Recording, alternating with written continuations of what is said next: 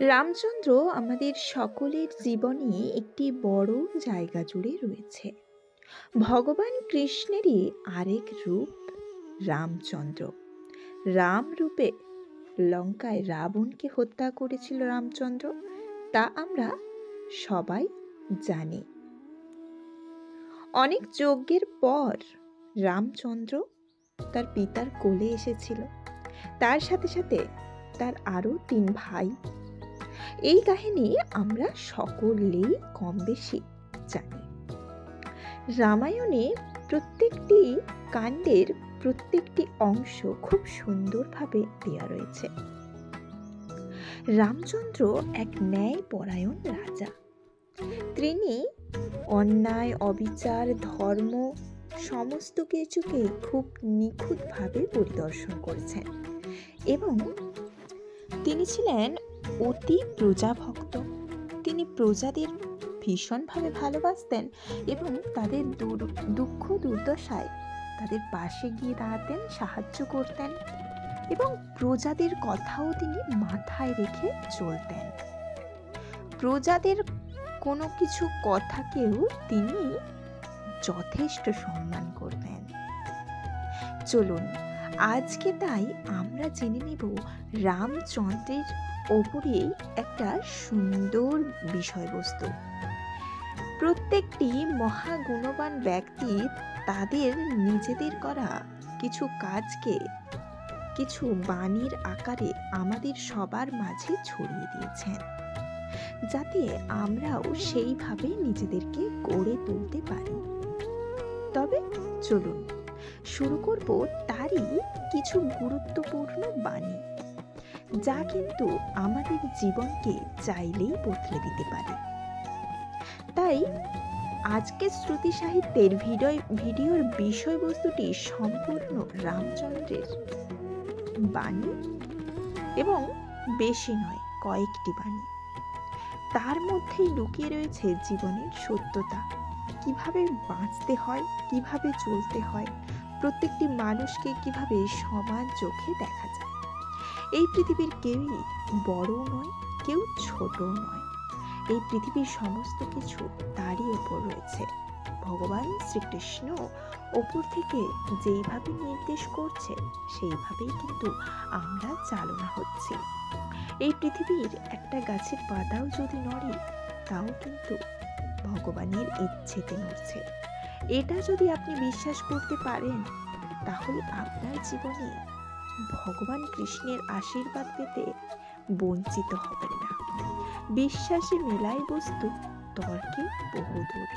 আমরা কোনো বিষয় নিয়ে তর্ক করতেই পারি, তর্কের খাতিরে হয়তো জিতেও যেতে পারি, কিন্তু বিশ্বাসের কাছে আমরা কখনোই জিতে যেতে পারি না। ভগবান এমন একটি জিনিস যেটি নির্ভর করে শুধুমাত্র বিশ্বাসের ওপর।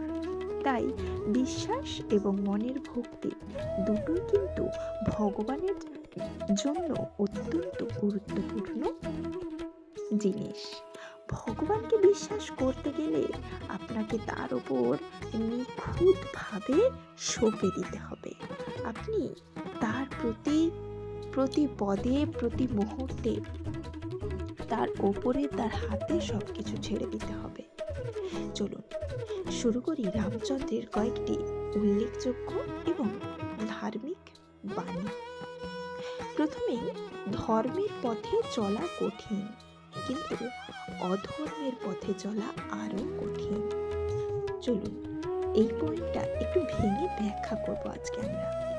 ধর্মের পথে চলা কঠিন অর্থাৎ আপনারা দেখবেন, যদি ধর্মের পথে থেকে আমরা কোনো কিছু করতে চাই, তাতে আমাদের সময় বেশি লাগে, পরিশ্রম বেশি হয়, কিন্তু ফল আমরা সব থেকে কম পাই। কিন্তু অধর্ম করে আমরা অতি সহজে অনেকটা জিনিস উপার্জন করতে পারি। যেমন তর্কের খাতিরে আমি বলতেই পারি, আমি সারাদিন কাজ করে যত টাকা না রোজগার করতে পারবো, 1 ঘন্টায় কারো উপর জোর জুলুম করে তার থেকে অধিক গুণ টাকা উপার্জন করতে পারবো। কিন্তু সেটা তার উপর জোর খাটিয়ে তার অনিচ্ছা সত্ত্বে। তাই যতই ধর্মের পথ কঠিন হোক না কেন, ধর্মের পথে চলা উচিত। অধর্ম তার থেকেও বেশি কঠিন, কিন্তু যখন আপনি কারোর উপর জোর করছেন, জুলুম করছেন, সেটা কিন্তু অধর্ম, সেটা কিন্তু আরো কঠিন। সামনের দিকটা সহজ মনে হলেও এর পরবর্তীটা কিন্তু অত্যন্ত কঠিন। যেরকম সত্য কথা বলতে গেলে কম কথা বলতে হয়, মিথ্যে কথা বলতে গেলে প্রত্যেকটা পর্যায়ে আপনাকে একটার পর একটা মিথ্যে বলে যেতে হয়, তাদের পাপের বোঝাটা আরো বেড়ে যায়, ঠিক সেই রকমই। তাই সবসময় চেষ্টা করবেন ধর্মের পথে চলা, অধর্মকে ত্যাগ করা। সত্য সর্বদা জয় হয়, অসত্যের নয়, এটা আমরা সবাই জানি। যে সত্যি কথা বলছে না সেও কিন্তু জানে এই সত্যি কথা বলছে। এই সত্যের জয় সবসময়। ক্ষমা মাহাত্ম্যের লক্ষণ, দুর্বলতার নয়। এই বিষয়টা অত্যন্ত গুরুত্বপূর্ণ। আমরা কিন্তু সহজেই কাউকে ক্ষমা করতে পারি না, এটা করাটা ঠিক নয়। ক্ষমা করতে শিখুন। ক্ষমা করতে শিখলে আপনার ভেতর থেকে অহংকার নামক জাতিটা আস্তে আস্তে দূর হয়ে যাবে। ধৈর্য এবং সংযম একজন মানুষের শ্রেষ্ঠ গুণ। কোনো কাজের প্রতি আপনি অনেক দিন ধরে চেষ্টা করছেন কিন্তু সফলতা পাচ্ছেন না, ধৈর্য রাখুন, সংযম করুন, ভগবান কৃষ্ণের উপর ছেড়ে দিন। দেখবেন ফল লাভ হবে, হয়তো ধীরে হবে, কম হবে, তবে ফল আপনি পাবেন। প্রতিটি জীবন্ত প্রাণীর প্রতি দয়া দেখানো উচিত, এটাও অত্যন্ত গুরুত্বপূর্ণ। আমরা অনেক সময়ই কি করে থাকি, একটা প্রাণী, একটা ছোট্ট প্রাণী, একটা পিঁপড়ে, তাকে পা দিয়ে চেপে ইচ্ছে করে মেরে দিই। অনিচ্ছাকৃতভাবে আমরা অনেক কিছুই করে ফেলি, কিন্তু ইচ্ছাকৃতভাবেও আমরা মাঝে মধ্যে করে থাকি।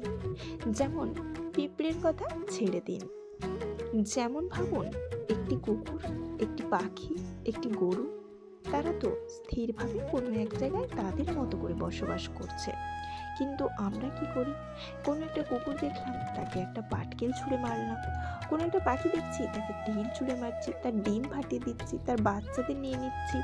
এরকম নানান রকমের অত্যাচার কিন্তু আমরা করছি।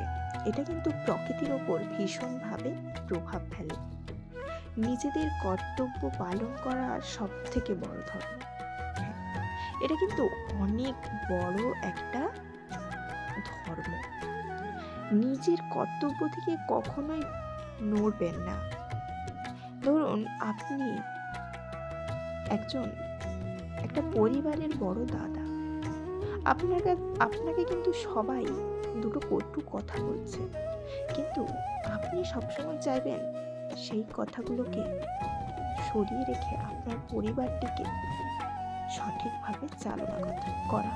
দায়িত্ব থেকে কখনো পালিয়ে যাবেন না। দায়িত্ব থেকে পালানো পুরুষত্ব নয়, কাপুরুষের পরিচয় নয়। মানুষের উচিত লোভ, ক্রোধ এবং অহংকার থেকে দূরে থাকা। অতি লোভে তাতি নষ্ট, কথাতেই রয়েছে। তাই অতি লোভ করবেন না কোনো কিছুর প্রতি। ক্রোধকে সংযম করতে শেখুন। জীব কিন্তু আমাদের সব থেকে বড় শত্রু, এটা সবসময় মাথায় রাখবেন। তাই সব জায়গায় চেষ্টা করবেন যে ঠোঁট দুটোকে বন্ধ রাখার। ঠোঁট দুটো যতক্ষণ বন্ধ থাকবে ততক্ষণ কিন্তু জীব কোনো কথা বলতে পারবেন না। রাগের মাথায় তো কাউকে কিছু বলবেন না। ক্রোধকে সংযম করুন, শান্ত হন। অহংকার করবেন না। রূপ হোক, গুণ হোক, বড়লোক হোক কিংবা অন্য কিছু, যে কোনো কিছুর প্রতি অহংকার করা ঠিক নয়। যে আজকে দিয়েছে সেই আজকে সবকিছু নিতে পারে। যে অন্যের ক্ষতি করে সে নিজেরও ক্ষতি করে। এটা কিন্তু একটা খুব সুন্দর কথা। যে অন্যের ক্ষতি করতে চাইছে সে নিজেরই ক্ষতি করছে। আদতেও কি আমরা সেটা বুঝতে পারি আমরা নিজের যে ক্ষতি করি? না, বুঝতে পারি না। তাই আমাদের সকলেরই উচিত কারোর ক্ষতি না করা। প্রত্যেকটা জিনিসের কিন্তু হিসেব একটা জায়গায় ঠিক রয়েছে। আপনি ভাবছেন ওদের বাড়িতে এই ফসলটা খুব সুন্দর হয়েছে, আপনি দুটো ফসল নষ্ট করে দিলেন। আপনার বাড়িতে ফসলগুলি রয়েছে খুব সুন্দরভাবে, আপনি সেটা নষ্ট করলেন না। ভাবলেন যে আমার বেশি ফসল হয়েছে, সুন্দর ফসল হয়েছে, এইভাবে বাড়ি চলে এলেন। হ্যাঁ, ফসল বিক্রি হলো, আপনি বেশি টাকা উপার্জন করতে পারলেন অন্যের থেকে। কিভাবে যে আপনার ক্ষতিটা হয়ে যাবে সেটা কিন্তু আপনি নিজেও বুঝতে পারবেন না।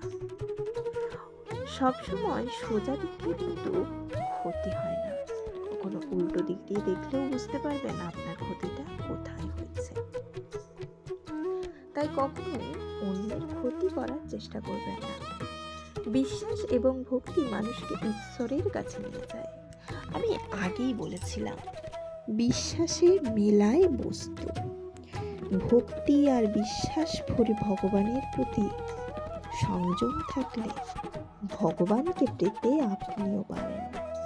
সবাইকে সম্মান করা উচিত, তা সে ছোটই হোক বড়ই হোক। আমরা ছোটদের মাঝে যেমন নারায়ণকে দেখতে পাই, ঠিক তেমনি প্রত্যেকটা মানুষের মধ্যে কিন্তু ঈশ্বররূপী একটা জিনিস বসবাস করে। আপনি নিজে ঈশ্বর হতে তখনই পারবেন যখন আপনি প্রত্যেকটি মানুষকে সমানভাবে সম্মান দিতে শিখবেন।